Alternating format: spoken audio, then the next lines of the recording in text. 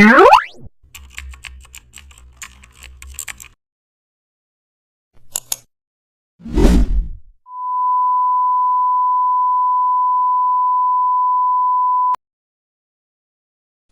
back to the channel. Don't forget to like, share, and subscribe my channel.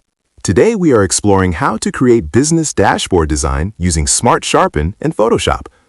I open Photoshop and bring in a business dashboard layout. I pause because dashboards demand precision. I duplicate the layer first. I open Smart Sharpen and zoom in to graphs and metrics. I increase amount carefully and watch clarity improve. I adjust radius to avoid glowing edges. I zoom in on numbers and labels.